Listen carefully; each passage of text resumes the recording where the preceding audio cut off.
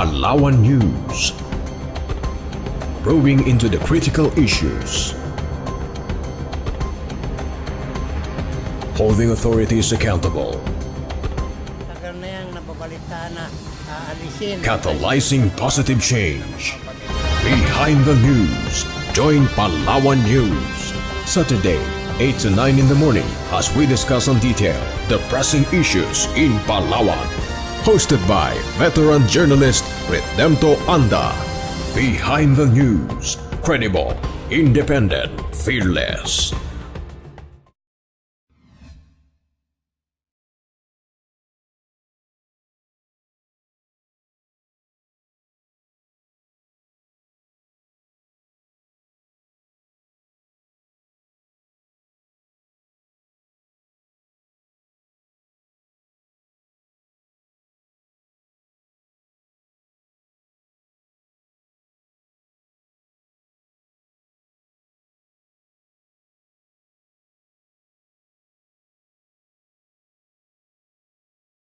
Of course, bukod doon, mapala din tayo dahil ngayong umaga po ay makakasama naman natin ang Head of the City Solid Waste Management Office, Mr. Andrew Russell. And of course, pag-uusapan natin today is yung mga issues and concern estado ng kalinisan ng Puerto Princesa, Ma'am Joy. Yes, and gusto ko lang linawin, ako po'y kahalili lang pansamantala ni Mr. Demto Anda because right now, he is abroad and most likely next week dito na po ulit siya. Yan, in demand. So, ngayon lang po ako makikita dito. Or pwede rin by request, di ba, Ma'am Joy? Pwede rin tatlo tayo nila, Sir Demto. Pag-uusapan natin yun mamaya. I will shoot the first question, Mia, no, to Mr. Andrew Russell. By the way, pabatiin muna natin siya. Good morning, sir. Good morning, ma'am. Good morning po sa Palawan News. Yeah, marami pong nanonood sa inyo ngayon, sir. Sana hindi uminto yung collection ng basura natin dahil nandito kayo ngayon, sir. Ano? Hindi naman. Naka-program naman sila. And then we have the monitoring. Which now, sabi ko, last time kasi when I started pa lang, I put tarpaulin on the side of the truck. Yung hotline number namin. And then, after 3 months, sira na yung tarpaulin. This time, sticker na ang nilagay ko. That is for us requesting the mamamayan natin to help us also. Okay. Kasi hindi natin makita ang basura Sige. anytime.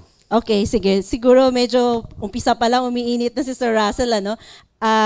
Siguro po, Sir Andrew, gusto mo na namin maintindihan yung mandate po ng inyong opisina. Kasi medyo nalilito yung mga tao. What is the difference between Oplan Linis at ito pong Solid Waste Management? Is this a parallel program with the Oplan Linis? Yes, ma'am. Kasi puro project ito ni Mayor. Hindi pa kami department, ano? And then, ang target namin is to clean up Puerto Princesa. The solid waste management is to collect the garbage supposed to be sa MRF ng bawat barangay. The Oplan Linis is to see to it and to sweep the streets. Dapat nga, wala na nagtatapon sa streets, ano? Halos wala na rin, pero meron pa rin iilan. So they're supposed to sweep the streets and put it on the garbage bins for us to collect ng solid waste.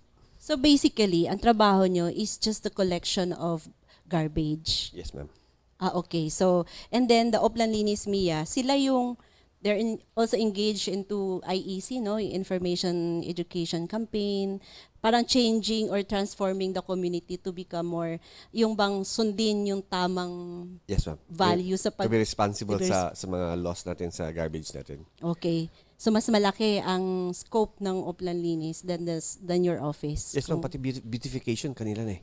Okay. Actually, we also invited Miss Rain Byron. We wrote her a letter to be our guest also this morning, but I think she's busy. So wala po siyang... She's very busy now kasi sunod-sunod na itong launching ng projects ni Mayor. Siya ang nag-assist po kay Mayor. Okay. Meron siyang inassign na nag-handle si Drew Manlawi.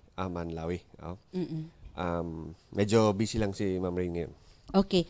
Sa mga kababayan natin na nanonood sa ngayon, if you have questions to Mr. Andrew Russell, pwede nyo pong i-post yan sa ating Facebook page, at itatanong natin yan mamaya sa kanya. Sir, nitong mga huling araw, lalo na po yung last quarter po ng 2017, before Christmas, ang dami po naming natatanggap dito sa Palawan News na reklamo dahil marami pong mga basura na hindi po nakukolekta dito sa lungsod ng Puerto Princesa. Ano po bang nangyari, sir? na-overwhelm kami ng garbage ng Puerto Princesa, no? Saying last time. The budget of Puerto Princesa, City Solid Waste Management was to handle 110 tons per day of garbage of Puerto Princesa. Dumating itong December time, December 20 pa lang, umakyat na tayo sa 140 tons. And then, noong December 25, 26, umabot tayo ng 199 tons. So, na-overwhelmed kami. Yung dapat double trip lang ng mga driver natin, naging triple trip pa to cover that. So, umabot pa nga tayo ng 200 tons nung January 4 and 5, something like that. I think I have that on here, on record. So, talagang nahirapan kami. Nahirapan kami i-kolekta. So, we just tried to, siyempre pag ganyang parang disaster na sa amin yun eh. Ang tinarget namin was the main roads, Rizal Avenue, yung mga Malbar, National Highway, yung Manalo, yung mga area na may mga turista tayo. Yun ang main route na tinarget namin.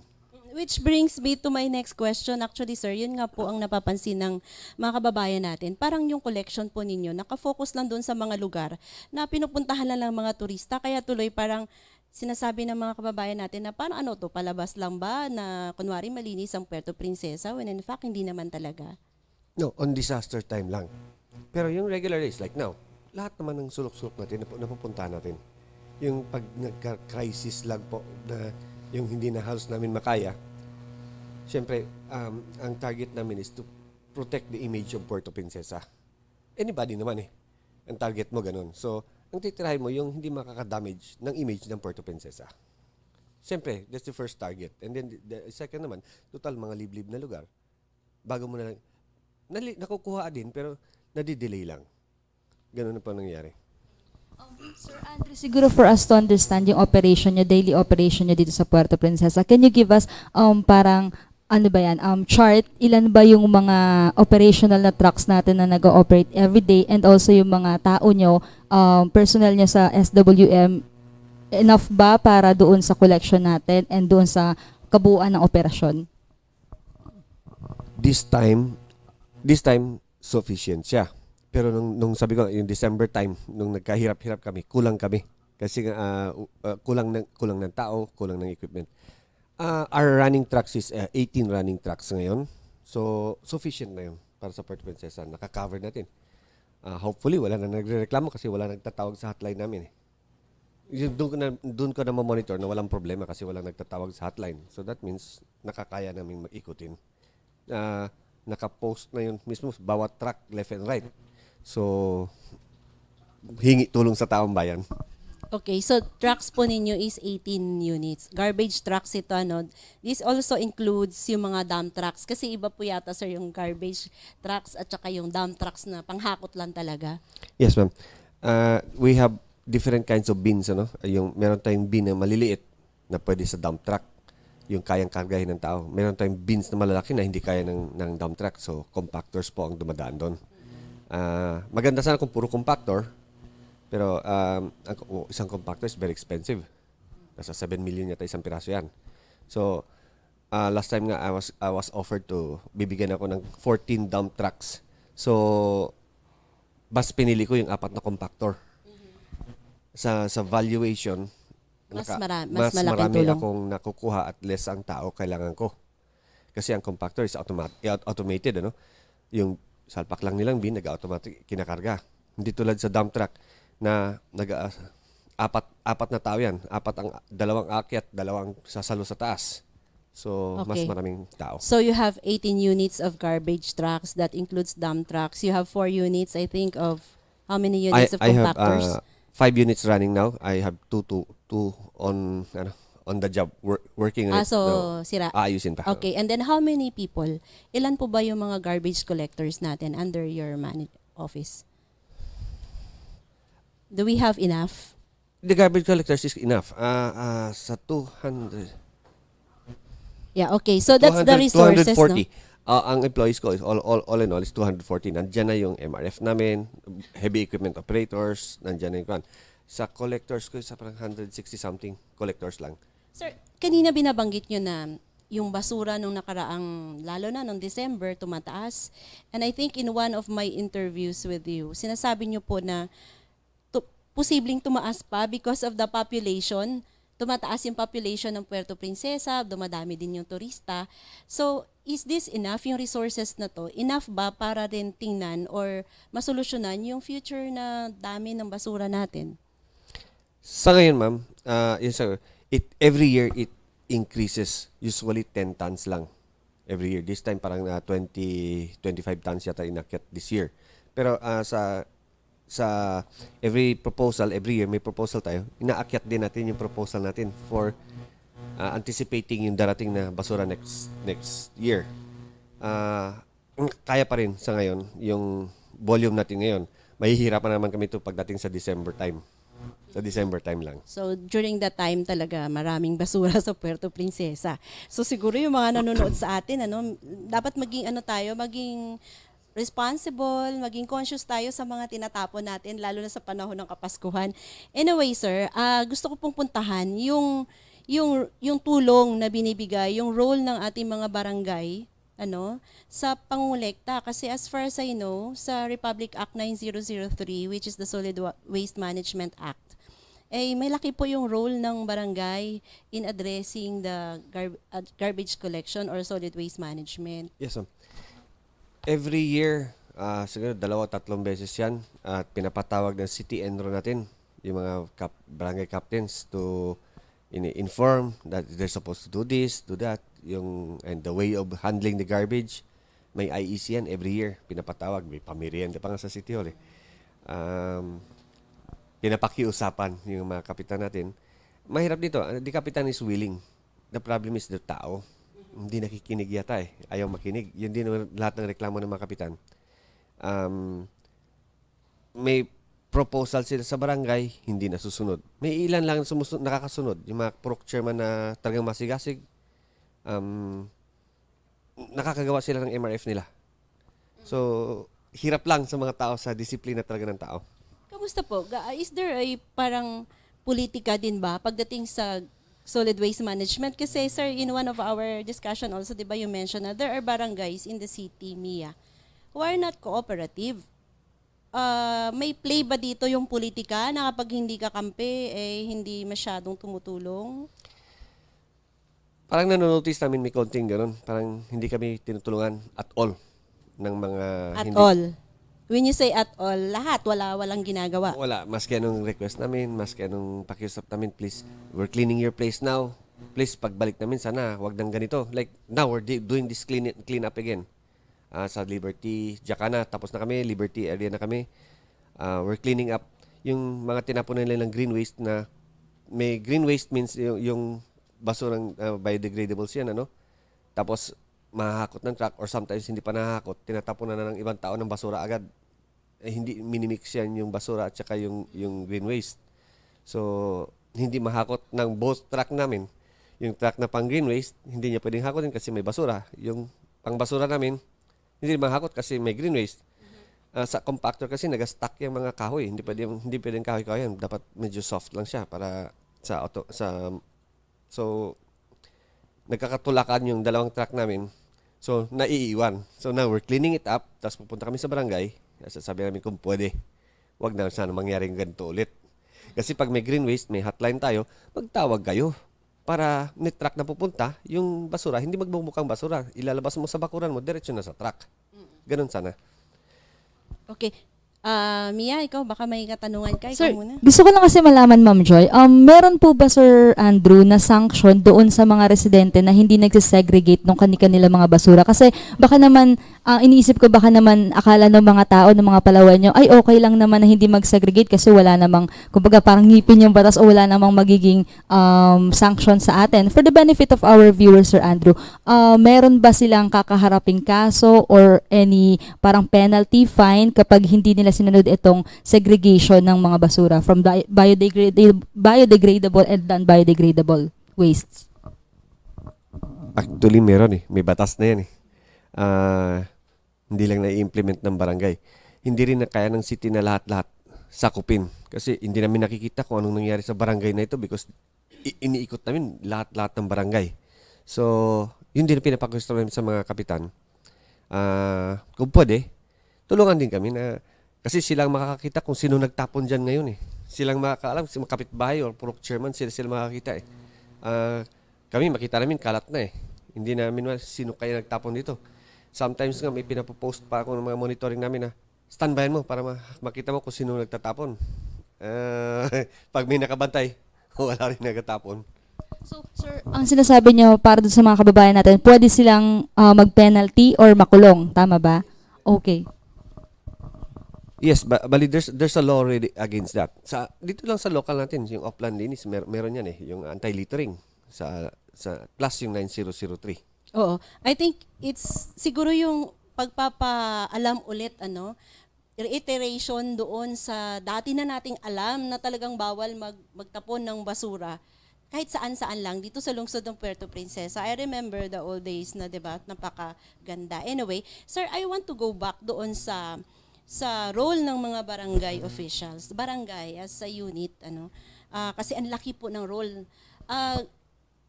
Ang ganda sana kung mailabas natin ano ba yung mga barangay na hindi cooperative, to let the people know na this is the kind of leadership you have in your area. Anyway, sirs, ang mga barangay ba natin ay sinusunod pa ba yung MRF? Lahat ba may MRF pa ba? Ang MRF meron. Literally, may building sila nakalagay MRF, pero yung hindi sila nakasegregate. Okay. So the garbage inside their MRF, rumble din. I don't like to name names dito sa mga barangay natin, just for the reason is dapat tinitigil na itong politiko eh. Yes. Well, let's work on it. After the time ng election, doon na ilabas yung politiko sana. Kasi even actually kasi may makakampi kasi sabi kakampi at kalaban na barangay. Nagkakaroon ng pag sinabi mong gano'n, nagkakaroon ng conflict. Nagsasabing, ay, kakalaban pala kami. So, mas lalo hindi sila mag-work with us. So, I don't like to name names. Kasi even the barangays that kaalyado mismo, yung mga kapitan na hirap sa mga tao. Hindi makinig.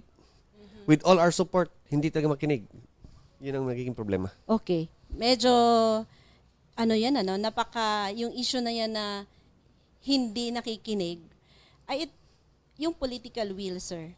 'Di ba? Kasi lahat naman tayo sa tulang, mga Pinoy, dati naman matigas ang ulo, pero when we have the president who is really has the political will, 'di ba? Parang anyway, yun na nga po. Gusto ko ano po ba ang nangyayari doon sa waste segregation program? Kasi I remember, ginawa na po natin to eh. Kasi sabi, kailangan na raw mag-segregate ng basura dahil yung DILG ay pwede nang i-penalize yung LGU kapag hindi siya sumunod. So, lahat tayo dito sa Puerto Princesa ay may mga resistance, pero ginawa yung pagsisegregate. Pero this time, sir, what happened to that? Kasi parang hindi na ulit. Medyo lax na tayo, or lenient na tayo pagdating dyan. Nagkaroon tayo ng transition ng nag-change ng mayor, ng administration, Bigla nilang binroadcast na no segregation muna, di ba? Nag-broadcast sila on air. So, biglang nagbalik sa dati. Actually, dati 110 tons ang sabi kong budget na project ng solid waste. Bumaba tayo sa 90 tons na nun eh. That means it was working already. There are I gave a record already of how many barangays ang 100%, parang 3. Merong 50%, so many. Meron nga sabi ko yung mga totally wala. Pero may MRF, may building sila ng MRF. Hindi lang nagsesegregate. Pero nagsegregate, ang laki sana ng binaba ng basura. Nagkaroon ito ng what you call this, either to push or not to push because nagkaroon tayo nitong proposal ng Outworks. Yes. Waste to energy. Napakaganda ng project na yan para sa atin sana. The waste natin, gagawing energy dito, and hindi siya bad for the environment ang klaseng hindi siya incineration eh. Bari plasma operated siya, Okay. zero oxygen. So wala siyang emissions halos. very, very low emissions. Mas malakas pa nga raw yung magsunod ka na sa kalan mo ng panggatong mo kaysa Okay. sa emissions na ilalabas ng ganong sistema nila. So, the city focused on that. So, ngayon, hindi na namin pinupush masyado yung wag mag-garbage because the more garbage we have, The better. the better for us. It will produce electricity Okay. and instead sabing green energy na sinasabi. So it's between Republic Act 9003 and Waste to Energy Project. Parang wag tayong, dati kasi may segregation in compliance doon sa 9003. And this time, we are not implementing fully itong 9003 because we have this Waste to Energy Project. Diba, Yes, sir? The more basura we have, the more electricity we generate kung sakaling matuloy yung project. But what happened to that project, sir? According to the latest usapan namin ni Mr. Burton, sa ERB na yata for approval, something like that. And then they're going to start the construction already. What he told me, was, this mid-year yata, they're going to start already if ma-approve na yung The construction pa the lang. construction. But the operation, wala pa. It will Matagal take pa. about a year. Oo. So what happened in between? Like, simula nung tinigil na yung segregation hanggang sa mag-operate na itong waste to energy project, yung gap na yan, sir, ano po bang pwede natin gawin? Kasi dumadami yung basura natin. Our target is to collect. Yung sa solid waste. It's just to collect all the garbage. Our target. Actually, I already told dito last time sa meeting namin sa mga kapitan na we have to do the segregation until hindi pa na-amend ang batas. Kasi we're working on amending the law pa lang. Hindi pa na-amend. So, dapat doon pa rin tayo sa tama, sa batas. Oo. So, Kasi I cannot imagine an LGU, sir, saying, or maybe hindi naman talaga sinasabi yan ng city government, pero parang sa nangyayari ngayon, parang I cannot imagine na parang, sige, okay lang na magdami yung basura natin kasi kailangan natin yan to have more energy. Parang, is that a parang rational way of doing things? we will push that kung na-amend na yung batas ng 9063 Yes. for Puerto Princesa. Kasi this project will be the first in the Philippines here in Puerto Princesa. Okay. Wala pang ganyang project dito sa buong Philippines. Itong waste to energy. So, kung sakasakali, mauuna tayo dito. Kaya nagre-request pa lang tayo, nai-amend yung batas doon for Puerto Princesa. And then, siguro, if nag-work sa Puerto Princesa, it will work for different places. They will go for that. Green energy yan. So, that's not like, Singapore yata, incineration eh. Yes. Masama yun. Oo. Ito Yung hindi. susunog, Oo. Dito zero oxygen, so there's no burning. Yung heat lang, plasma operation, and then for what with all the filters and everything, it's good for us, sana. Ano po yung tinitignan yung timeline na ma-amend yung ating batas? Kasi hindi naman pwedeng i-collect natin i-collect lang yung basura and then i-imbak lang natin dyan until such time na ma-amend na itong sinasabi niyong batas at magamit na natin siya into renewable energy. The collection of garbage is been done ever since. So, wala tayong binago. Kukolekt lang tayo. Sa dump site natin until dumating itong isa kasi wala nang dump site mangyayari. That's why it's so good for us.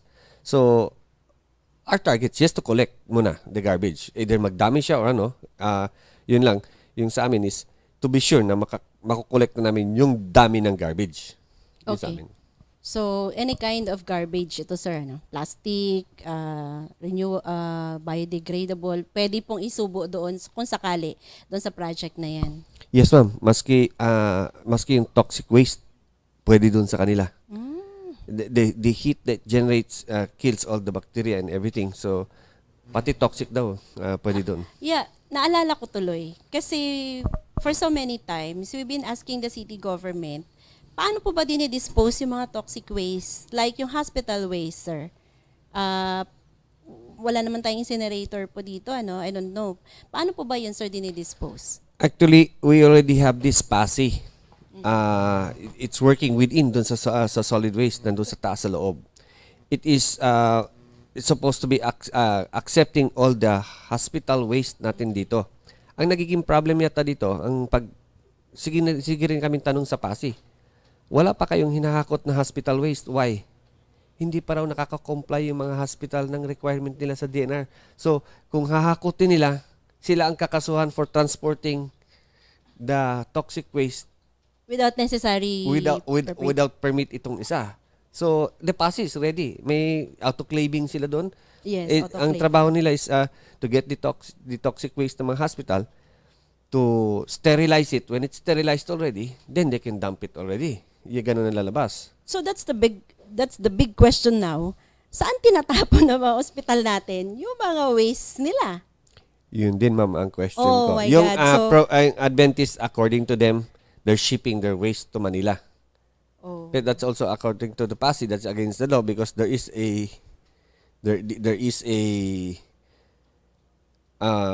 disposal here. Dapat dito na lang, hindi na isi-ship through barko. That very unsanitary daw yun. So, I have no idea kung anong Oh yeah, that's a ginagawa good ng story hospital. actually for us. I heard, kasi siyempre, nagtatanong din kami niyan kasi nininervyos na rin kami na yung mga hospital waste, anong ginagawa ng mga hospital. I heard they are required to have their storage area in case hindi pa gumagana yung tatanggap.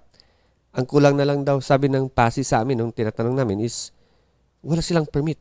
May kulang pa sila sa permit kaya hindi nila makuha. Maski mga clinics dito, they're not supposed to operate without a storage area. Yes. Without a Oo. storage area. So, It's up to the Not DNR. not my department. Yes, sir. Pero at least napag-usapan natin po yun. Sir, yung mga basurahan natin. Kasi nung mga, ito rin, yung basurahan natin, parang urong-sulong din. Nung una, ang ganda, ang dami nating basurahan. Makulay ang lungsod ng Puerto Princesa. Pero after a while, tinanggal dahil dumating yung waste segregation. Di ba, sir? Yes, sir. So, wala nang basura. Tapos, nung wala na yung waste segregation, nawala pa rin po yung basura. Well, nandyan naman, pero in number, medyo kumonte. Ano po bang nangyari, sir? na segregate lang, naikalat lang, ma'am. Last time, ang karamihan meron dito lang sa bayan. San Manuel didn't have, Santa Lourdes didn't have. Bakit wala? Hindi sila walang issue. Bakit nga po wala? Dati. Mm-mm. And then, pag pull out ko for 9003 last time, nung ginawa namin, is binigay namin sa bawat barangay. We will give you how many do you need for your MRF. Binigay namin. So, nabigyan namin, until Luz Biminta, nabigyan namin. So, nakalat lang. Dati concentrated lang dito sa may bayan area. Ngayon, nandun na sa San Manuel, Santa Lourdes, sa Irawan, Siksikan, meron na sila doon. Na iilan din. Kasi kung ano lang hiningi ng barangay na para sa MRF nila, yun ang binigay namin. So, hindi nawala, na scatter lang. Yes, Kat. Kaya hindi siya gaanong pansinin na. Tsaka hindi rin maganda ma'am sa street lang din siya, di ba? Kaya Paano nyo ba yan, sir, pinipwesto? May pag-aaral ba kayong ginagawa dyan na, o itong lugar na to, dito siya. Paano po ba yan, sir? dati ma'am, dati ganun ang ginagawa namin, ano? Pag lagay namin dito ng bin, nakita namin na sobra diyan, dadagdagan namin another bin. Kasi sumusobra. Dati ganun ginagawa namin. Itong lately kasi nung huli, kaya wala na kaming maibigay na bin, naibigay na namin sa barangay. It's the barangay na ang bahala maglagay kung saan ang strategic area nila. They're supposed to know it better than us. Kami, nakikita lang namin, may kalat dito, dadagdagan namin ang bin. Ngayon, the barangays maybe forgot again how to handle it. So nakikita namin na dito maraming bin, hindi napupuno. Hinihila na lang ng tao namin, ilipat doon sa napupuno na area. So hinihila-hila na lang namin. Pero Sir Andrew, ako personally, Ma'am Joy, meron ako mga nakikita mga trash bins na nandoon sa mismong bakuran, loobhan ng mga bahay-bahay. Ang alam ko, Sir Andrew, since yan ay kumbaga property ng gobyerno o public pag-aari ng ating syudad, hindi dapat pinapasok ng parang for personal use ng ating mga kababayan. Pero marami ako nakikita. Yung ginagawa namin yan, yung monitoring namin, pag nakakita ng ganyan, wino-warningan. Kasi ang alam ko ang multa niyan na approved na ng sanggunian yan is 1,000. Makita sa loob ng premises mo, ang bin, may multa na 1,000 yan. Per bin ba yan? Yeah, per bin siguro. Kasi Oo nga, kasi so, iba parang inari na, no? hindi pwede kasi government property yan. Dapat sa labas ng bakod mo para lahat pwede magtapon. Hindi ikaw lang. Sabi na, hindi, ni-request namin ito. Kaya sa nga. hindi pwede. Hindi mo pwedeng request sa government na ikaw lang ang bibigyan ng bin eh. Kasi kung kung ikaw bibigyan, dapat lahat ng individual bibigyan. At hindi natin kaya Saka sir, yun. yung bin ko minsan naglalakad sa gabi. Parang may paa. From this, sa umaga dito siya, paggabi sa iba na siya. Paano? Meron yan, ma'am. Ito, Malbar Street. Ang ginawa na lang namin kasi para hindi maglakad yung bin namin, tinanggal na lang namin yung gulong. Gulo. Kasi Okay. talagang nawawala. Ang tagal hanapin ng monitoring namin saan napunta yung bin na nandun dapat. And then, so ang ginagawa naman na monitoring ko, sir, tanggalin na lang natin yung gulong para hindi nila mahila. So kinukuha na lang namin yung iba yung gulong.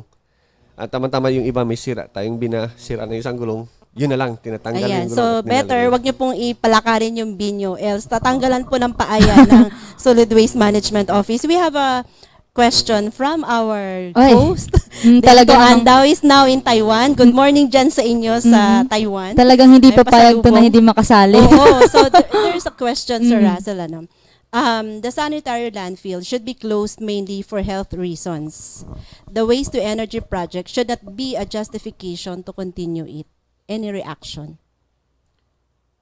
For health reasons, sir, dapat daw sarado siya. Is there a threat to health yung ano natin? Yung landfill? Itong sa atin designed na hindi allowed ng DNR whatever yung after dumping your garbage, you cap it and then for health reasons kasi yung methane daw, it produces methane. Yun ang masama. Pero mas maganda yung waste to energy because including the methane. They're going to when they're going to operate, they're going to cap this, they're going to suck all the methane that comes out from this old dump site and use it for their operations, for generating energy. So we did not work on this landfill na hindi approved ng DENR. So whatever we're doing now is approved by the health, by the sanitary, by the DNR. It was approved. So most likely, kung may damage man, minimal yung stacking of garbage. Okay. Yun na nga po eh. Again, we always go down doon sa kailan ba yung waste to energy project? Kasi, well, up to now, wala po kaming nababalitaan na the construction has already started, ano. Yun po. So parang, well, next time siguro we will try to invite the head of the waste to energy project to give us update on that, ano, kasi habang pong wala po yan, eh baka Puerto Princesa will stink. Pero with your, ano nga sir, sabi niyo kasi, every time we talk about solid waste management, sinasabi ni Sir Russell na we are cleaning Puerto Princesa. How do you do that, sir? I mean, bakit niyo nasabi yun? Na, ano na ba yung extend o yung ano ng inyong ano ng ginagawa niyo sa ngayon? Yung garbage we collect every day. Merong itong ibang na inimbento nilang garbage site, parang dump site, temporary dump site which is not allowed. Meron ho tayo niyan dito? May iilan. Yung Within the barangay? yes, mga yung ginagalaw namin ngayon. Yung iba naging parang lupa-lupa na. Kinukuha namin ngayon. We're scraping it out. Kasi walang temporary dump site. Dapat may MRF sila sa barangay. So, kiniklean namin at cap. Ito, nilinis namin lugar nyo. Sana wag nang ganito ulit mangyari, ha? Yung magkakaroon kayo ng temporary dump site kasi the only dump site allowed is that area because meron yung felt sa ilalim, may tolda sa ilalim to catch yung leachate, yung liquids niya, and it goes to the filter bago lumalabas. Malinis na yung tubig na lalabas. And then sa taas, kina-cover for sanitation. So, doon lang pinapayagan ng DNR ang basura, hindi sa temporary dump sites. Oo. Sir, how much effort ba? I mean, gaano ba kalalim yung pagkaintindi ng mga barangay officials natin tungkol sa role nila dito sa solid waste management? Anyway, on the time that I was trying to push this 9003, we gave them the facts. Na you are going to be penalized this much. You can even, after so many times, you can even be, you can be taken out of your position if you're not working on this. This is a law. Sabi ko, ginagawa na. When I was pushing that, nakulangan lang ng suporta talaga yung push na yun. And I think- Parang lumabas ako lang against the whole Puerto Princesa, nagalit yung tao, individual sa akin. Actually, I was just doing my job na in order sa amin na kami pe-penalize na sa Puerto Princesa. But it's the DNR po dapat, no? Na dapat manghuli o mag-penalize dito sa mga barangay natin na hindi gumaganap ng kanilang tungkulin when it comes to solid waste management. Supposed to be siguro kasi sila yata ang authority dyan. Napakarami natin natututunan, Ma'am Joy, and ng ating viewers kay Sir Russell. Pero Sir Russell, pahinga ng konti. Mag-shoutout muna tayo sa lahat ng mga nanonood ng programang Behind the News. Hello sa inyo, good morning. And kung meron po kayong questions or any comments, reactions with regards sa pinag-uusapan namin ni Sir Andrew, pwede nyo yung i-type doon sa ating comment box para diretso natin mamaya kay Sir Andrew. Pero good morning muna sa ating mga viewers, kay Ma'am Susan Evangelista, kay Mike Nonales, Gary Gavino, Kim Jude Ustares Villanoche, Kevin James Andrew Russell. Tama ba to, sir? O naisingit lang ito. Lay J. Marcia Suarez, Ma'am Judith Misahon, Edra Benedicto, and of course sa lahat ng mga naka-tune in sa atin ngayong umaga. Babalik po tayo more on solid waste management sa Puerto Princesa pagkalipas lang po ng ilang sandali.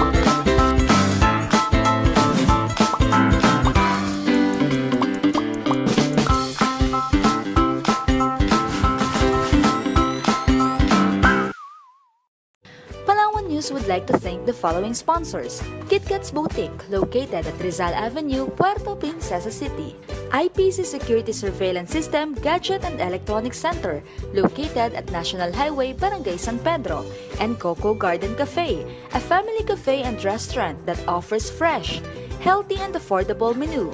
Visit Coco Garden Cafe at 3rd floor of SM Store and National Highway, Barangay Santa Monica. And we're back. You're still watching Behind the News. Mia Felipe pa rin po and Ma'am Joy Taboada in behalf of Sir Demto. And then of course, kasama pa rin po natin sa ating program, sa ating set, Mr. Andrew Russell ng Solid Waste Management. Sir Andrew, kanina po may nagtanong before the commercial break from our viewers. Live po kasi tayo sa Facebook. Ang question na po is, hanggang kailan po ba ang lifespan ng sanitary landfill bago siya mapuno? Ang tingin ko mga 1 year na talagang wala na tayong pwesto para doon. We will need a phase 2 already after 1 year. Okay. So, meron itong bagong technology na sinastudy namin na yung pinipison ulit yung garbage para medyo mag-expand pa tayo ng konti kung parating ng ang houseworks. That's why pati si Mayor pinupush na masyado yung waste to energy na yan. Kasi, or else we will have to do our second phase already. And it will cost a lot also. Napapag-usapan nyo na ho ba? Kung sakaling hindi pa magsimula itong waste to energy project natin, napapag-usapan nyo na ba? Naghahanda na rin ba ang city government for the second landfill, yung pagbubukas uli ng landfill? Yes, ma'am. Napag-usapan na yan. That's why yung outsource is promising us already na either ang sabi sa amin is mid-year, they're going to start. Sabi sa akin. Rinig ko dun sa engineering naman, parang quarter, Pero kung quarter, sakali, something. sir, kung sakali, na hindi po nga maging operational pa doon sa time frame na tinitingnan natin, mayroon bang alternatibo yung city government kung saan tayo magtatapon ng basura natin? Doon din sa landfill, pero may area kami doon for the phase 2. So, tatrabahuin lang. May area na tayo for the phase 2. Yun ang gagamitan ng outworks na ng pwesto nila. We have the area, we have the place. Kukut-kutin lang ulit. Lalagyan ng trapal, lalagyan ng ganun bago cover. Actually, I'm going to push that already kasi kung outwork doesn't move until half of the year, so sabi ko, wala na tayong tatambakan after that. Makukulangan na tayo ng kasi ang sabi, almost 1 year ng operation ng construction nila.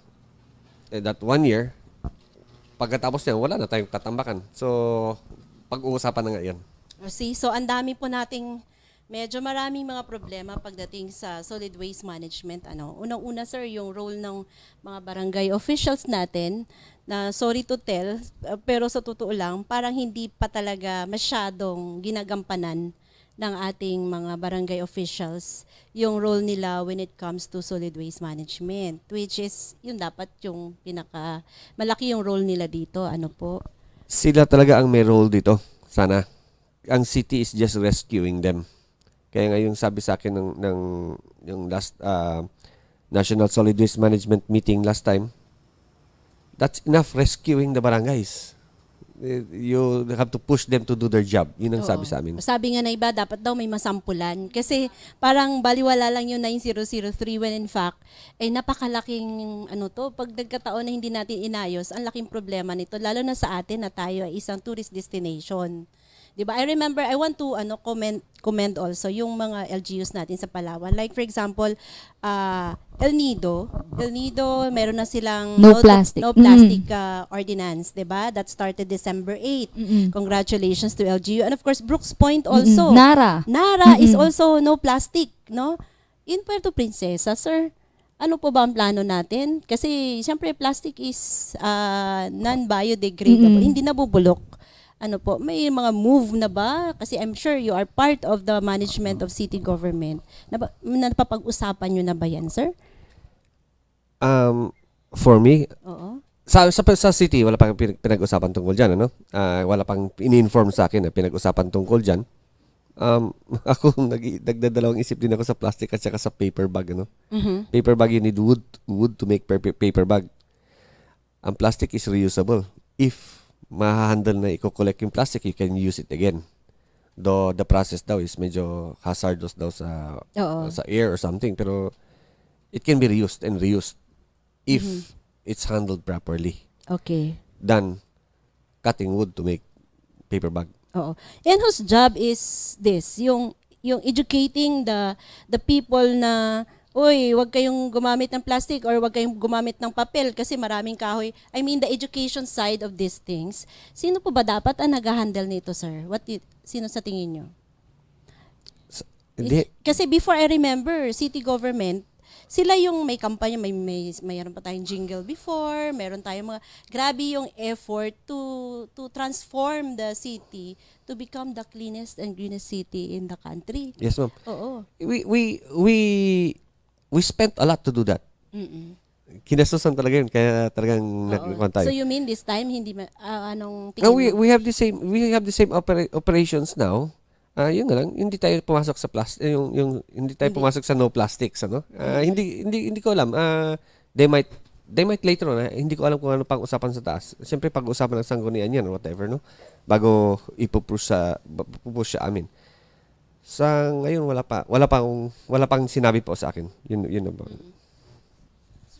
Do you have an appeal sa lahat ng mga nanonood sa atin ngayong umaga? Kasi sinabi nyo nga po kanina, more or less 1 year na lang mapupuno na yung ating sanitary landfill. And binanggit ni Ma'am Joy na we used to be the cleanest and greenest city. So, ibig sabihin, kaya ng mga tao, nagawa natin before, magagawa natin ngayon, kaya ng mga tao kung may disiplina and kung may pangil yung batas. Kung halimbawa nanonood sila ngayon, ano po ba yung gusto nyong i-appeal sa kanila na parang tulong or dapat nilang gawin para, kasi hindi lang naman, kumbaga hindi nyo kaya na kayo lang, kailangan natin ng suporta ng taong bayan. This is the reason na naglagay ako ng hotline number sa tabi ng truck natin. Different mayors have different ways of handling the garbage. Yung isa, penalty operation. Ito, ayaw niya ng penalty. Gusto niya diskarte. So, ang discarding ginagawa natin, naglalagay tayo ng hotline number sa para tulungan lang. Hindi na kayo mape-penalize, mga kababayan ko. Hindi kayo ma-penalty. Pero pag may basurang na may problem, magtawag sa hotline para maasikaso natin, matulungan natin. And then, sa mga barangay natin, yung 9003 is disiplina sa atin. Kita din para sa atin. Sa bahay ko, simpleng-simple lang. Yung mga plastic ko nakaseparate. Yung lata ko nakaseparate. Pag dumaan yung kariton-kariton, binibenta ko, income para sa akin. Ang tinatapon ko, residual waste na lang. So, napakaliit ng basura na nilalabas sa bahay ko. Kung gano'n din sa inyo, lagay lang sa sako sa tabi. Yung banlawan lang yung plastic para hindi mangamoy. Yung plastic, banlawan lang para may lagay sa sako. Napakasimple. Wala kang hirap. Less ang itatapon mo basura, less, mas malinis ang lugar natin. Tulong lang. Kung may problema o nakaligtaan yung mga driver ko na hakutin ng mga basura, please call the hotline number. Lahat ng truck ko nilalagyan ko ng hotline number para everybody can see. Everybody can help Puerto Princesa. Hindi na tayo mali ka, singiling kita ng ganito, ipakulong kita. Huwag nang gano'n. Tulungan na lang. Tulungan yung kapitan ninyo, binoto ninyo yan. Tulungan din natin ang Puerto Princesa to keep Puerto Princesa clean and green again. Yes. Minsan, sir, nabanggit nyo rin ako, minsan nakakainis, annoying. Kasi, andyan na yung basura, andyan na yung basurahan, yung basura, hindi pa nag-shoot doon sa basurahan. So, sabi nga, disiplina, sir. Oo. Ano ba yung kulang sa effort natin sa city government to instill discipline to our, to our people? Yun nga Maibalik ulit, kung sir, kung yung ipe-penalty ugali natin. ipe-penalty natin bawat kilos na ganun, matatakot yung taong gumawa ng magtapon. Pero nga panay ang penalty natin. Kung nagdisiplina tayo sa sarili natin, kasi ang problema dito sa Puerto Princesa, hindi lang tayo Puerto Princesa talaga eh. Every year, ang daming tagalabas nang dumarating dito mga bago. Kaya pati mga kapitan nahirapan dahil hindi na nila masakop yung mga bagong dating. And then yung inflation natin, kung makikita nyo statistics natin, yung volume of people na nagre-register na dito sa Puerto Princesa, every year, ang laki-laki ng bulto. Ang maraming tao is maraming basura. Bawat isa kasi mayroong basura eh. Mm-mm. So, ang kailangan talaga yung konting disiplina lang na, like, maski ako, ever since, ang candy, dito lang sa bulsa. Oo, di ba dala-dala natin yan dito lang sa bulsa yung candy, yung plastic. Pagdating sa basurahan, bago ilalagay. Kung puno na, hintay ka ng bash yung basurahan. Yung schedule pala ng solid waste game, I'm trying little by little, putting schedules kung saan kami dumadaan. Kung anong nagapascal kami ng schedules na 9 to 10 dito dadaan. So, on that time lang kayo maglabas ng basura ninyo. Or kung masusunod ninyo, may ilan tayo, yung dulo ng BRC, yung Kimson, pumapasok ang truck natin dyan, nagbubusina, naghihintay, ilabas ang basura bago walang mga bin doon kasi nag-request yung kapitan. Wala silang area for MRF. So kung pwedeng gano'n, nagagawa rin po. So walang bin po doon sa area na yon? Walang bin sa area na yon. Bakit po? Para pagdating ng truck, magbubusina lang yung truck, kanya-kanyang labasan ng basura. Parang Manila. Kaya nga, pero you're doing that doon sa area lang na yan o all over the city? We're trying to push the others to do that also. So parang doon kayo nag-pilot test? Tama ba? Yes, ma'am. Ginagawa na namin ever since doon sa may BRC yan. We keep on trying to push yung mga Kapitan Cup. Dito sa amin, binubusin na lang. Ang rason nila is papasok sa opisina, walang time, walang ganon. Sabi ko, sa Manila, ganon din, may pasok din sa opisina. Pero hahabol ka talaga sa truck ng basura, kundi matatambakan sa bahay mo yung basura. I want to understand this kasi parang doon sa area, that's Rizal Avenue Extension, 'di ba sir, no? Dulo na siya. That's from Kamarikutan. Doon pa hanggang dulo pa. Wala po kayong basurahan na nilagay at ang ginawa po ninyo, kung magtatapon pupunta na lang yung garbage truck, magbubusina, so yung mga tao ilalabas nila yung kanilang mga basura. Ganun Yes, po ma'am. siya. Yes, ma'am. Pero sa area lang na yan ninyo ginagawa. Yes, ma'am. We tried bangka-bangka also dito sa may taas, sa may Pardeco. Yung main problem namin yun. Katatapos lang magdaan ng truck, kahit 3 Andyan na beses sa naman. isang araw dinadaan yan. Katatapos lang kunin, mamaya andyan na naman. Parang Nakausap nyo na si Kapitan dyan? maraming beses Bangkaw-bangkaw po yan, di Maraming ba? beses na po napunta ng monitoring namin yan. Naghihingi ng tulong sa kanila. Nahihirapan Kasi most po. of our, actually Mia, karamihan ng complaints na nakukuha natin dito sa Palawan News, yan sa area na yan. Pardeco, ma'am. Oo, Pardeco. 3 times a day dinadaanan ng truck natin yan. Kakakuha lang, tambak na naman. Kakukuha lang, tambak naman. Tapos, they have a very big area pa ng area dyan na pwedeng composting yung mga green waste nila. tapon pa rin sa kalsada. Yung tapon nila. Sige lang, tapon sa kalsada. Nako. So kung nanonood ngayon yung mga taga-barangay Bangkaw-Bangkaw, lalo yung mga barangay officials, I think kailangan po natin medyo mag-step up ng konti pagdating sa solid waste management. Tulong po kila Sir Andrew Russell. Yes, oo, kasi parang bawat tao naman, Ma'am Joy, merong kumbaga individual na responsibilidad. Sabi nga ni Spider-Man o Superman ba, great power comes with great responsibility. Pero Sir Andrew, gusto ko lang malaman, hindi ba parang binibaby natin yung mga tao, yung mga taga Puerto Princesa na kapag nagtapon sila, walang penalty. Kapag hindi sila nag-segregate, kukolektahin pa rin naman natin. Hindi ba parang nabibaby na sila masyado, kaya hindi nila nararamdaman na may pangil yung batas? It could be yung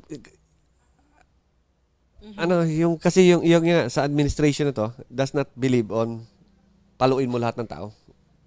Hindi, it doesn't believe on that. Let's try to talk to the people nicely and befriend them. Ganun ang gusto niyang operation. Hindi yung kada kilos penalty, kada pilos penalty. So, yun lang, yung push ng sana ng mga kapitan natin sa barangay. Like Bangkaw-Bangkaw, narereklamo, hindi kaya nahiya yung barangay na yung silang barangay ang pinakamadumi. They're not doing anything. Hindi rin ba, sir, na kinunan nyo sila ng basurahan dahil hindi sila sumusunod? Di ba? Is that a penalty also? Binigyan din namin sila ng, yung, lahat ng barangay captain na nag-request ng bin, binigyan namin for their MRF. Yung malalaking barangay, itong San Pedro, ang dami nang hiningi kasi marami siyang area. Malaki kasi.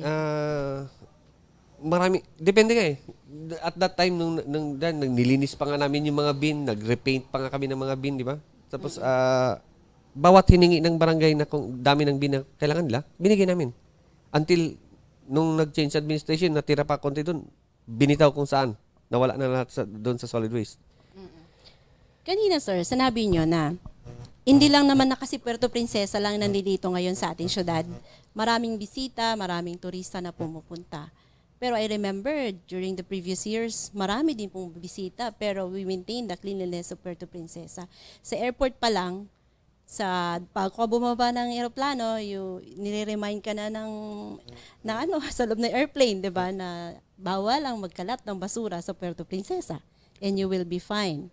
So, hindi ba natin pwedeng gawin ulit 'yun?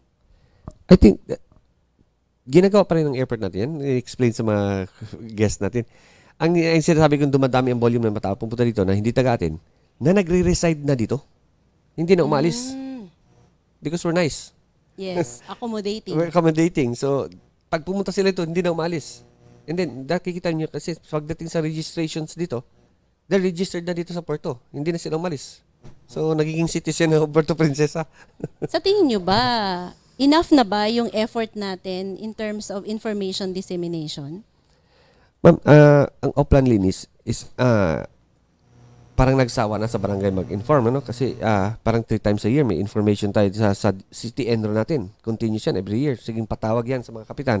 So, ang ginagawa ng Oplan last time, itong huli, was sama pa nga kami, mga tao namin, no? Pupunta sa mga schools, sa mga estudyante na ini-explain, baka pumasok kasi yung sa mga officials hindi kumikilos, ano?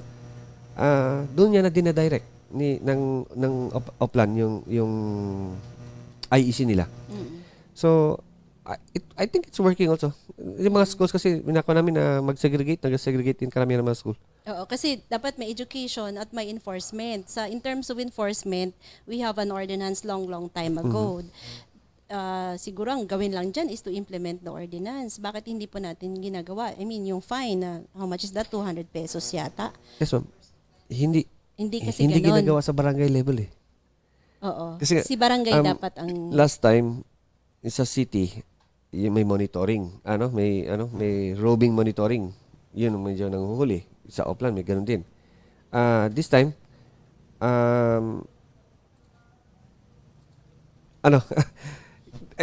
as I said, this administration don't like to spank everybody. Okay. Ganun So that's din the leadership style ni Mayor Byron. Oo, parang yung mga kababayan na lang natin ang huhusga kung ano yung mas effective. Well, depende rin kasi nga, nababanggit Sir Andrew, unlike before, marami ng mga bagong dayo. Sir Andrew, how about reward system? Parang, correct me if I'm wrong, hindi ko matandaan kung meron ba tayo before na na parang reward system na ang cleanest barangay ay merong matatanggap na ganitong amount or something like that? Pinropose na ni Mayor yan. Sinabi na sa planning na last time, na-propose na po ni Mayor yan na reward system. May binigay nga akong barangay. In-explain ko sa kanila, yung itong barangay na to gumagana pero hindi pa kapartido yun. So, sinabi nga gagawa ng ganun. Nag-propose sa amin, I think sa Oplan at saka sa Solid Waste about that. Gagawin siguro ng kanyan sa planning na bigyan ng incentive yung barangay na pinakamalinis na barangay. Oo. Baka pwede. Parang si Sir Andrew, parang hindi siya sure kung obra. Naubos na ba, sir, yung pasensya mo? Hindi, ma'am. When I pushed the 9003 last time, umubura na eh. Sana. Kung hindi tinigil. And then I don't like to push it again alone. Yes, sige. When I pushed it before, lumabas parang I pushed it alone. Nobody backed me up. People were really cursing me, thinking na ako lang nag-imbento niyan, ako nag-imbento ng batas na yan. I was not backed up. So, I don't like to push it again now. Bumalik kami ulit. I don't like to push it alone. Sana hindi kayo mapagod. If they start pushing it, then I'll help. Full. Uy, bakit ba tayo hindi pinapa-break lagi? Kasi, remember nandito si Sir Demto, lagi nagbe-break. Ba't ngayon parang pinaparusahan ako ng ating creatives ngayon? Hindi tayo nagbe-break. Magbe-break na tayo, ha? Kasi mag-iinom lang tayo ng tubig. O Mia, last. Hinga muna ng konti. Mamaya babalikan ka namin. Meron kasing question dito yung ating mga viewers. Siguro bigyan daan lang din muna natin before the break para mapaghandaan mo rin, Sir Andrew. Bakit hindi po tanggalin yung mga basurahan sa puerto para yung mga tao wala silang itatapon sa labas? Tulad sa ibang bansa, wala kang basurahang makikita sa kalsada, ilalabas lang ang ng mga tao ang basura nila upang mag-collect tulad ng sa Japan. I think, Sir Andrew, ito yung parang binabanggit mo kanina na busina system na parang ilalabas na nila kapag may nagbusina na, tama. Pero mamaya explain ni Sir Andrew yan. Request ni Ma'am Joy, break muna tayo, hinga lang kami ng konti. Babalik po ang behind the news, doon lang po kayo.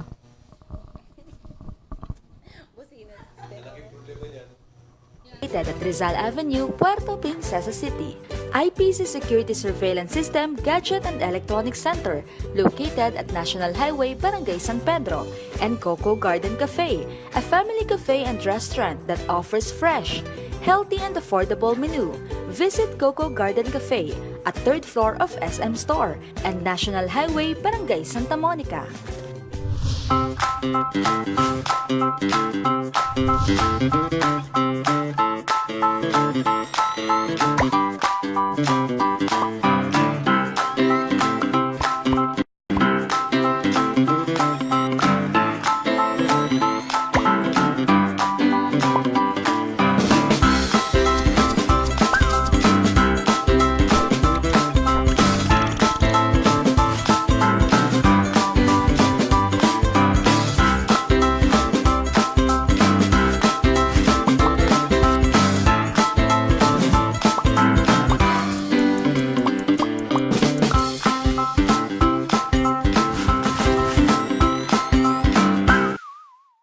Palawan News would like to thank the following sponsors: KitKat's Boutique, located at Rizal Avenue, Puerto Princesa City; IPC Security Surveillance System Gadget and Electronics Center, located at National Highway, Barangay San Pedro; and Coco Garden Cafe, a family cafe and restaurant that offers fresh, healthy and affordable menu. Visit Coco Garden Cafe at 3rd floor of SM Store and National Highway, Barangay Santa Monica.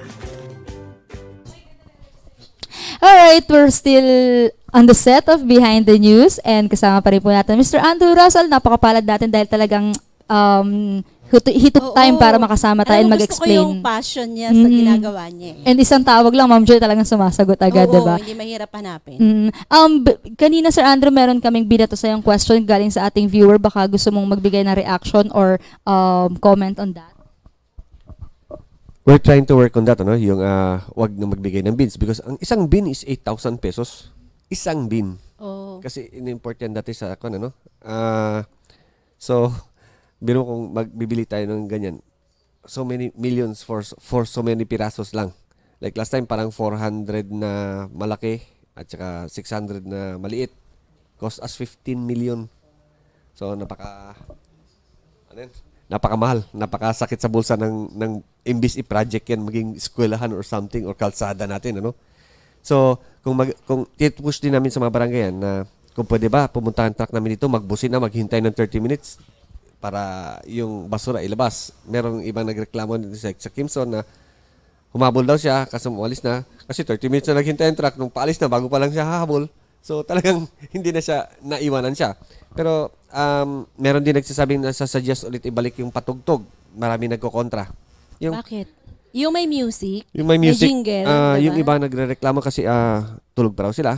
May nagtutugtog na nagising sila. They make it soft music. Yun din po. May nag-suggest din po ng kagawad natin na make it a soft music. Sabi ko nga, I'm asking nga yung sa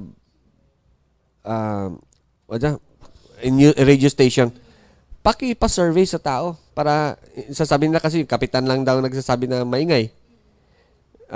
Ayaw ng tao nila. Baka gusto ng tao. Sabi ko, di mag-survey kayo sa tao, pa-text sa inyo kung ilan ang count ng gustong may tugtog ulit at ilang count ang ayaw para direct na sa tao ang mag-inform sa atin. Di isusundin ng city yan. Any program naman, sir, may resistance naman talaga. Political will pa rin po yung bottom line po nito, sir. Di ba? We cannot please, of course, pwedeng may everybody. tugtog or pwede maghinto doon, magbusina sa area nila. Pwedeng ganon. Kung ma-train na yung mga tao. Kasi we're trying to push it magandang ganon eh. Kasi walang basura makikita sa labas. And then, maski ano pang volume ng basura nila, mahakot natin. Basta, everyday naman dumadaan yung truck natin. Hindi tulad sa Manila, once a week, di ba? Dito sa atin, everyday. Kung disiplina lang ng konti yung tao, hindi na tayo gagastos na masyado para sa bin. Kanina, sinasabi ni Mia during the break, kung merong medyo uncooperative na mga barangay, sir, mag-mention ka naman 3 na cooperative naman. Ayaw ni sir ng uncooperative. Yung cooperative, sige daw sir, baka meron kang maisip. Yung barangay Liwanag, Liwanag. sumunod yung sa barangay namin sa Maligaya. Kasi nandun ka, sir. And then? Wala na, sir. Ang hirap. We have 66 barangays in Puerto Princesa, and in the city proper, we have many, pero 2 lang nabanggit. Actually, yung sa Liwanag, until now, saludo pa rin ako doon kasi 2 beses lang isang linggo kami nagko-kolekta sa kanila. Wednesday and Saturdays lang. So, binabawal nila maglabas ng basura doon until ilabas.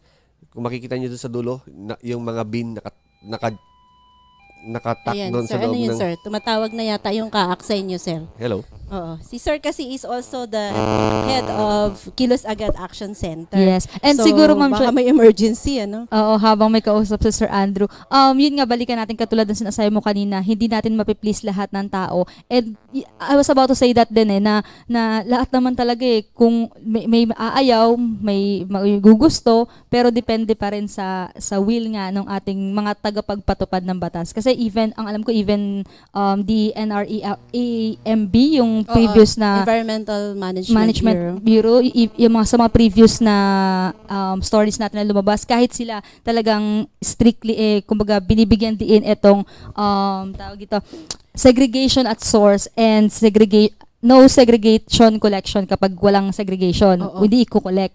Last question ko na lang kay Sir Russell.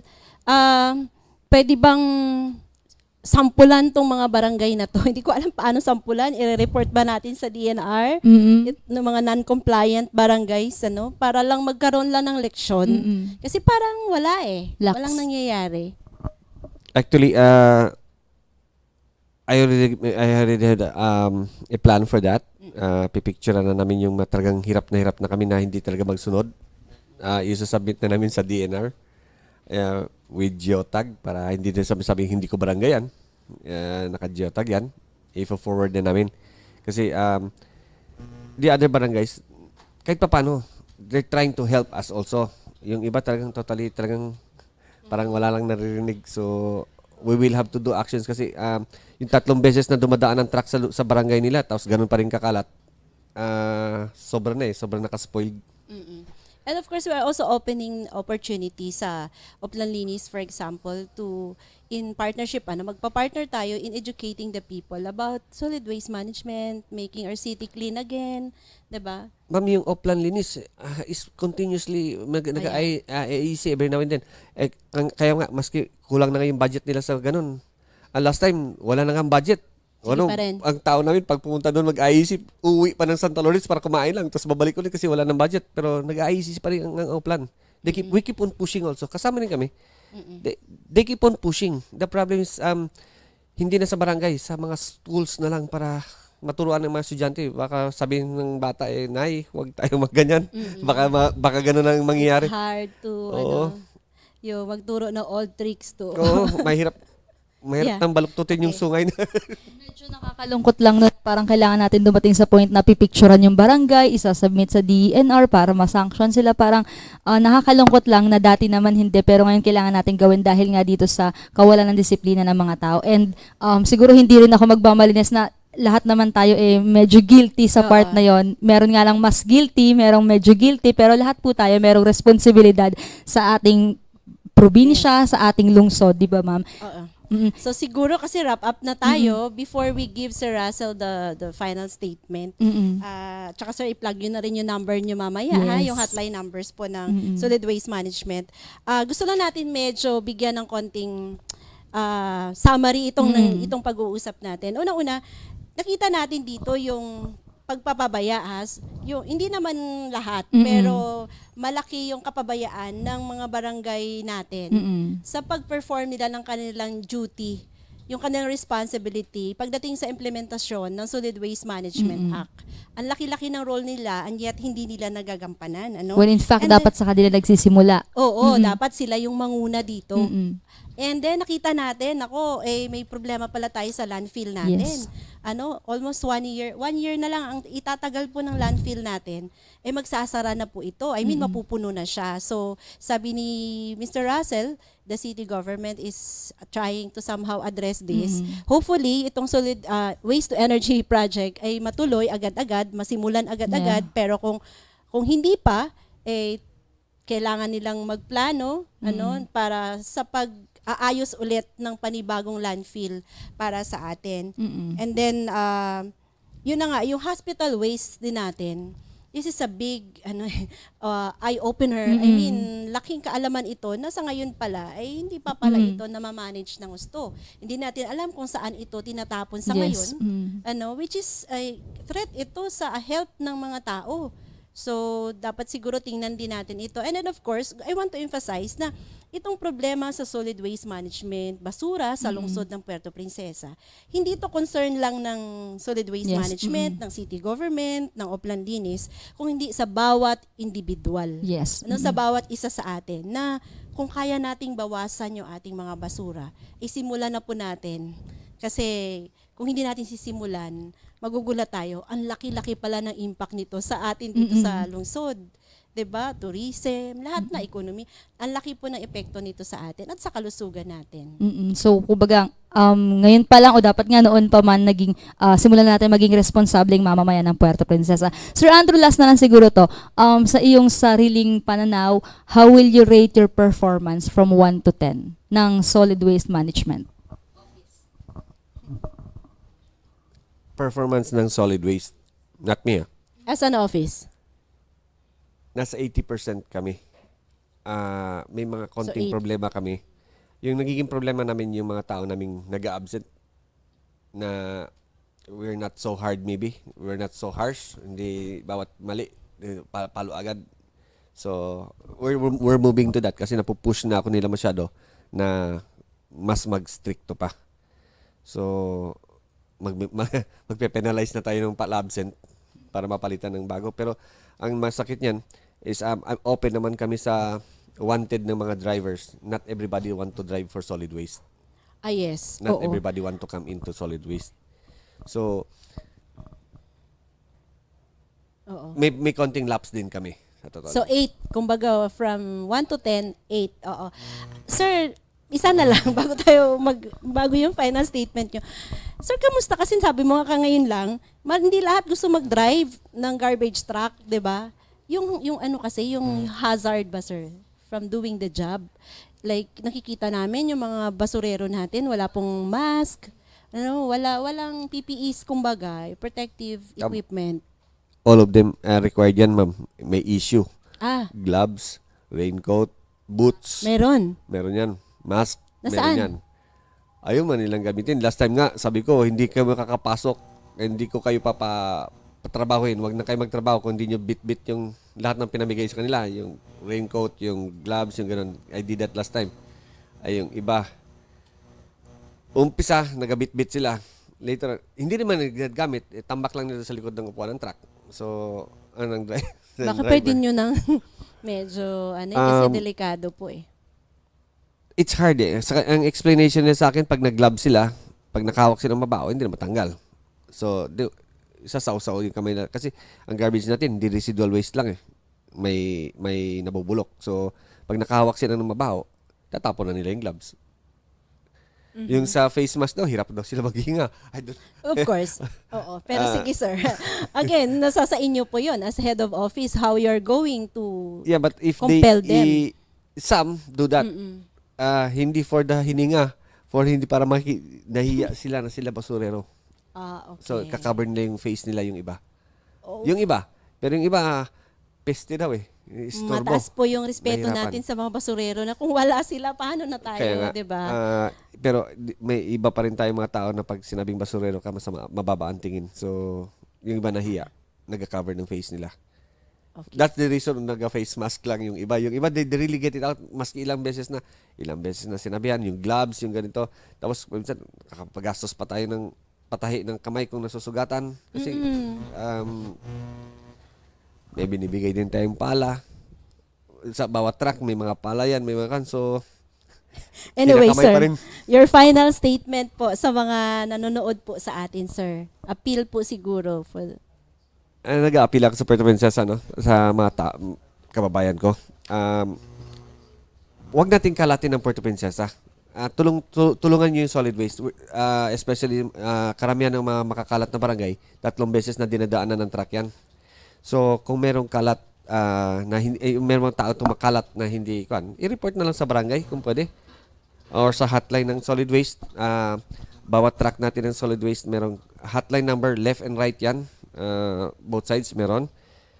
Call the hotline number para magawa natin ang paraan. Kung may naiwanan na truck natin na basura na hindi nahakot or nakaligtaan, pakitawag yung hotline para hindi nalalabas sabi, isang araw hindi nadaanan, hindi mangyari noon. Kasi kumpleto tayo sa truck, kumpleto tayo sa tao, hindi dapat nangyayari yun kung hindi nadadaanan. So, please call the hotline number.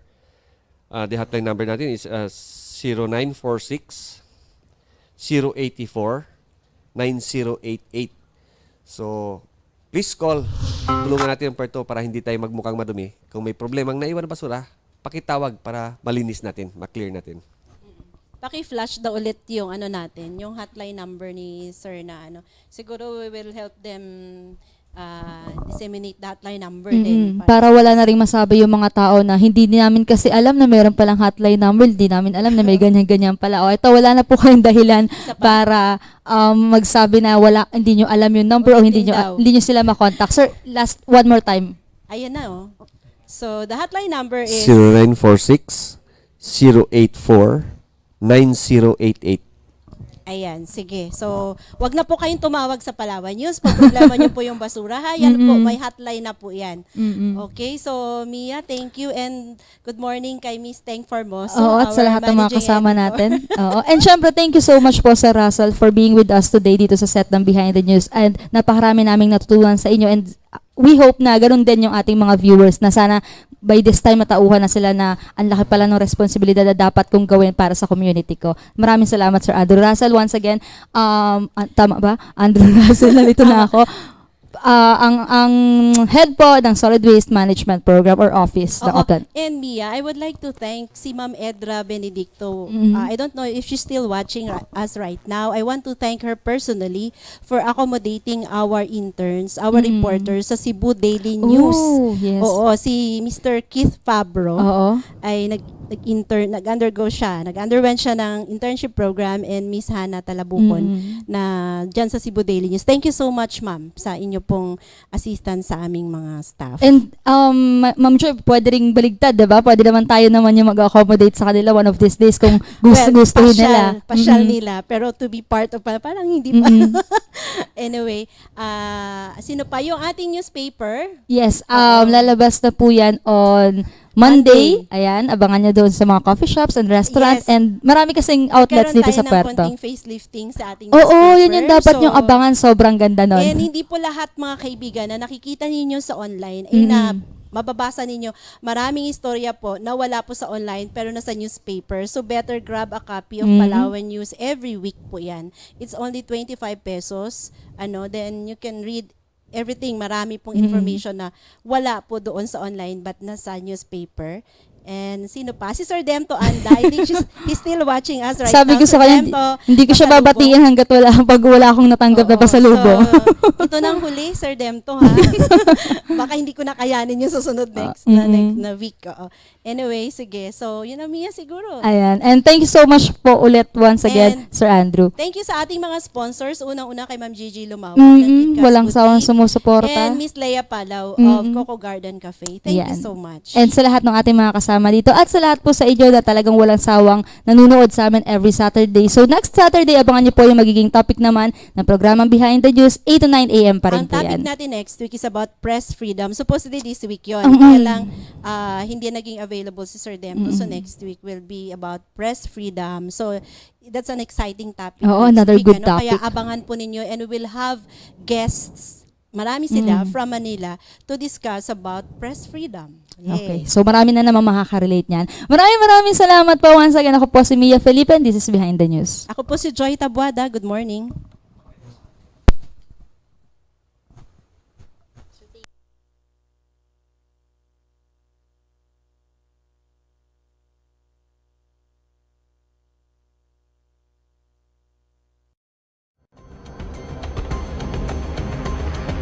Palawan News. Probing into the critical issues. Holding authorities accountable. Tagal na yung nababalita na aalisin. Catalyzing positive change. Behind the News. Join Palawan News. Saturday, 8 to 9 in the morning as we discuss in detail the pressing issues in Palawan. Hosted by veteran journalist Redempto Anda. Behind the News. Credible, independent, fearless.